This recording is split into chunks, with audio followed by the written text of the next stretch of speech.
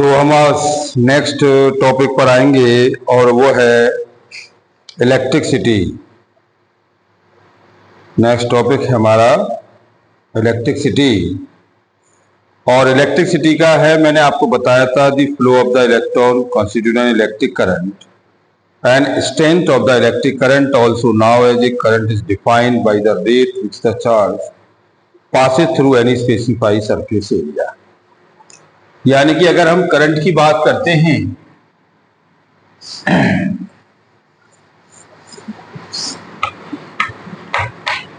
तो करंट के लिए आप बहुत सारी डेफिनेशन दे सकती हो।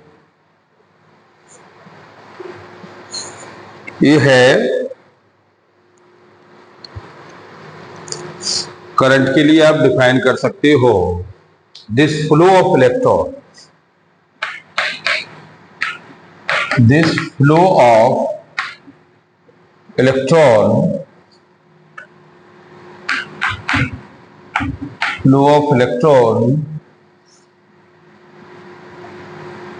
constitute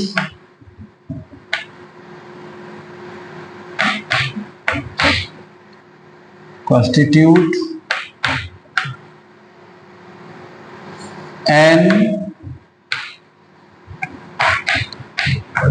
electric current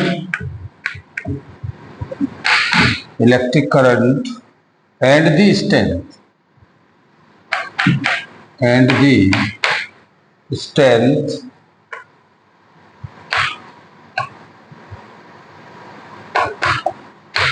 strength of electric current, strength of electric current. Also now as a current is defined as, current is defined as the rate at which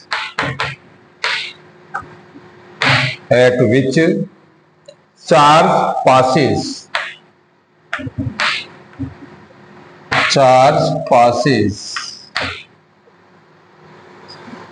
through any specified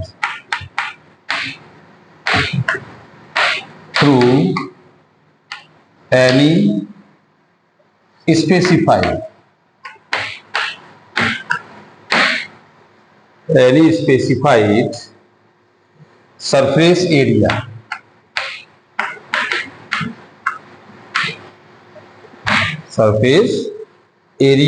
और ये हो जाएगा I = dq/dt. तो in metal and charge carry an electron. In electrolyte, in the gaseous conductor, positive and negative ions travel in opposite direction. As the positive ion move slower an electron, the negative ion move faster.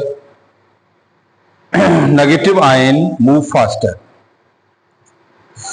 the positive ion moves slower and electrons, negative ion move faster, the net motion of the charge due to negatively charged electron. This type of the current now is a conduction current. Liquid and gas may also by hydrodynamics motion which is produced by current now is a convection current. In this chapter we are not going to discuss the convection current, which are important in the atmospheric electricity and in the vacuum of the tubes. Current is a characteristic of a particular conductor like the mass, volume, the mass, and hence it is the microscopic quantity. A related microscopic quantity is the vector J and is the characteristics of a point inside the conductor rather than of the conductor as a whole. It is having the direction of the flow of positive charge and a magnitude equal to the current per unit area through and the area normal to the direction of the current flow. It is means ampere per meter square. Ampere per meter square or coulomb per meter square second if the current distribute uniformly the magnitude of the J और all point the cross sectional area S J is equal to I upon S. J is equal to I upon S, तो del I is equal to आपका हो जाएगा current density into area. तो हमारे पास जो valuation निकल के आएगी वो करंट डेंसिटी के लिए डिफाइन होती है। तो जे इज इक्वल टू आपकी वैल्यू होती है आई अपॉन ए के साथ, और इसे हम कन्वर्ट करेंगे तो ये D I upon D A, तो ये वैल्यू हो जाएगी D I is equal to integrate J into D A के साथ। तो ये आई इज इक्वल टू आपकी वैल्यू हो गई कितनी, जे इंटू डी ए के साथ। ये हमें एरिया के रूप में मिलता है, एरिया ऑफ करंट के रूप में, जिसकी यूनिट होती है आपकी कितनी, कूलाम। तो एम्पियर पर मीटर स्क्वायर कह सकती हो, या दूसरा आप इसे कूलाम्स नहीं, आप यही कह लीजिएगा एम्पियर पर मीटर स्क्वायर, और दूसरी आपकी हो जाएगी कूलाम पर मीटर स्क्वायर इंटू सेकेंड, यानी कि coulomb square upon ampere into second. तो हम ये डिफाइन कर सकते हैं इसमें कि अगर हम किसी भी वैल्यू को अगर डिफाइन कराते हैं तो ये वैल्यू हमारे पास coulomb meter square into second, meter square, हाँ मीटर स्क्वायर इंटू सेकेंड, या तो आप एम्पियर पर मीटर स्क्वायर कह लीजिएगा, या coulomb square metre square into second के साथ भी आप इसे कह सकते हैं। अब जस्टिफाई, हमारे पास ये एक कंडक्टर है और ये कंडक्टर हमारे पास इस टाइप से। अब ये कंडक्टर जो बना हुआ है, इसमें जो हमारे पास जो करंट डेंसिटी होगी वो ड्यू टू सरफेस की होगी, ऐसे भाई ये हमारे पास ds हो गया थीटा के साथ, और ये आपका j हो गया। और जब थीटा ds और j के साथ जब ये बनता है तो यहां हमारे पास ये वैल्यू डिफाइन होती है,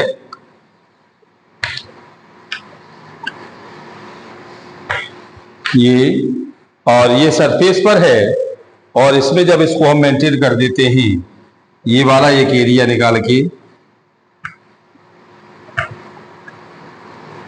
तो हम क्या देखते हैं कि इलेक्ट्रॉन्स हमारे इसमें से मूवमेंट करते हैं, और जब इलेक्ट्रॉन हमारे मूवमेंट करते हैं तो उनकी टेंडेंसी कैसी हो जाती है, गिवन वेलोसिटी v से। ये जो इलेक्ट्रॉन्स हैं हमारे, ये इस तरह से मूवमेंट करते हैं,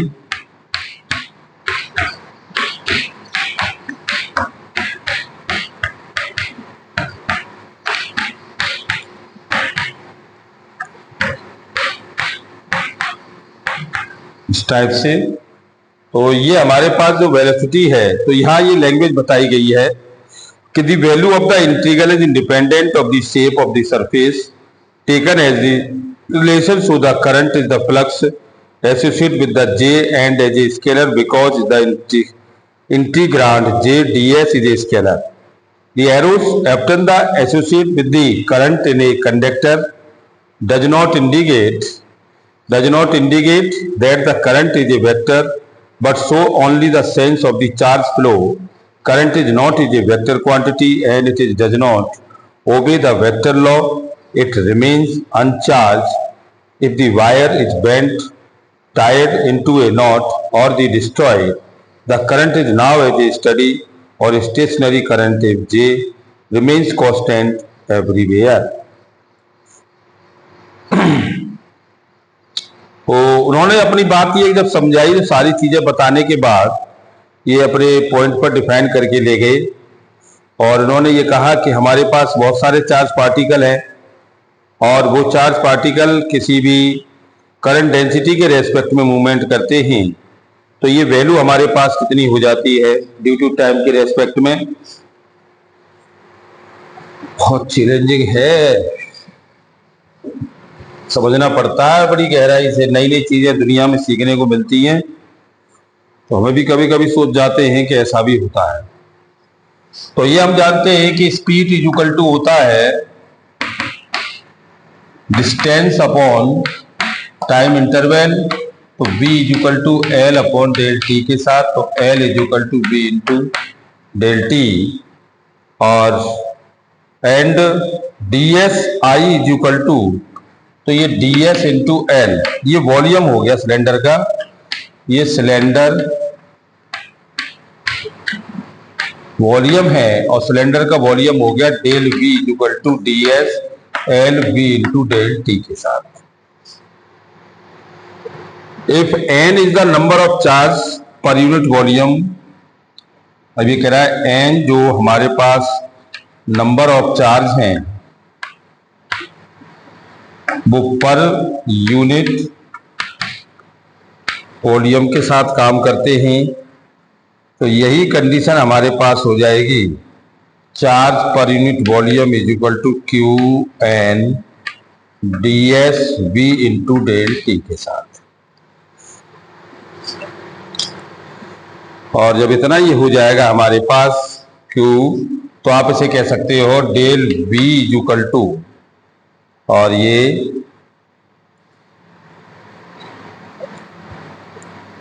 Q N D S V into del T, और current at the rate flow, तो dQ अपॉन dt, और ये हो जाएगा Q N D S into V के साथ, तो J is equal to Q N into B के साथ। और टोटल करंट हमारे पास कितना आ जाएगा, टोटल करंट हो जाएगा N1 Q1 DS V1 N2 Q2 DS V2 और N3 Q3 DS V3 plus up to dot dot, और ये N M Q M DS into V M के साथ, तो I इज इक्वल टू आपका हो गया DS सिग्मा और NI QI, और ये आपके पास हो गया VI और N iota is equal to 1 के साथ। और अब से करेक्ट उसमें हम करंट डेंसिटी में कन्वर्ट करेंगे, तो ये वैल्यू हो जाएगी माइनस के ई सिग्मा एन आई और V I N iota is equal to 1 के साथ। तो एवरेज वैल्यू आपकी हो गई N1 V1 plus N2 V2 plus N3 V3 plus up to dot dot upon, और ये N1 plus N2 plus N3 plus N4 से अप टू डॉट डॉट, यानी J इज इक्वल टू आपकी value हो गई minus K N E V A V के साथ। ये करंट डेंसिटी आपकी निकल आई, और जब करंट डेंसिटी आपके पास निकल आया तो I इज इक्वल टू आपके पास फॉर्मूला होता है J इंटू डी एस, तो आप इसे कह सकते हो D Q upon D T is equal to D upon D T integrate density into volume, density into volume, और ये वैल्यू हमारे पास डिफाइन हो जाएगी, ये divided by J into D V into B के साथ, और is equal to integrate rho B upon D T into D.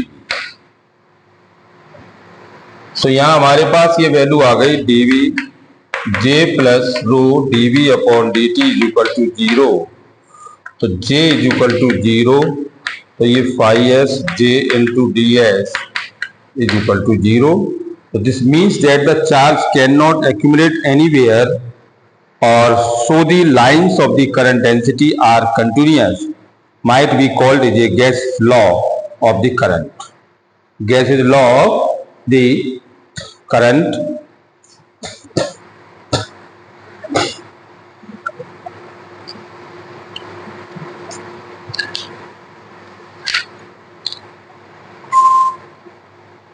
So it is found the metallic conductor should be the temperature current density, तो J into sigma into E के साथ, और हम metal में जब चले जाते हैं तो यही value J into sigma into E के साथ डिफाइन होती है, सिग्मा इंटू ई के साथ, यानी कि इसका मतलब है कि इलेक्ट्रिक फील्ड उसके डायरेक्टली प्रोपोर्शनल है, सिग्मा कांस्टेंट है, तो conductivity of the conductor it is scalar quantity, the reciprocal of the conductivity sigma is called the resistivity, This is the dimension of the rho, volt per meter, ampere, meter square, ampere, ohm, meter.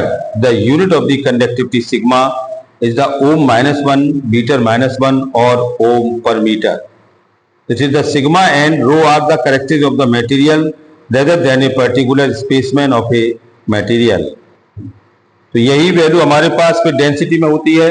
तो ये तो हम जानते हैं कि sigma is equal to 1 conductivity में, तो इसी को आप कह सकते हो E इज इक्वल टू ये रो इंटू करंट डेंसिटी के साथ, रो करंट इंटू डेंसिटी के साथ। In many conducting material resistivity is constant.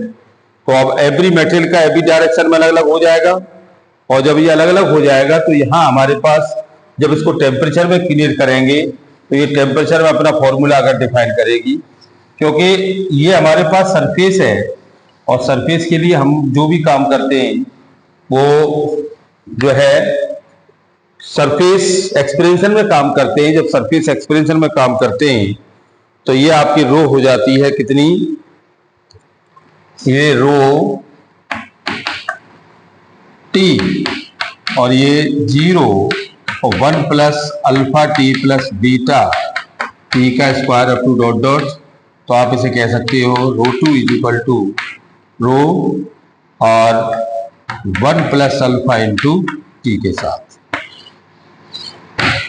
Row 2 is equal to कितना, रो नॉट 1 प्लस अल्फा टी के साथ। और जब अल्फा टी के साथ ये वैल्यू हमारे पास डिफाइन हो जाती है तो हम यहाँ एक्सप्रेशन कर सकते हैं कि alpha T is equal to, यहां से अल्फा की वैल्यू निकालेंगे तो देखो रो टी और ये रो और प्लस रो 2 अल्फा इंटू टी के साथ, तो ये आपका आ गया रो टी माइनस के रो और rho T into alpha T के साथ। तो ये आपका आ गया T is equal to rho T minus के रोट अपॉन रोट इंटू अल्फा के साथ। Thank you very much. आगे नेक्स्ट देंगे हम के वैल्यू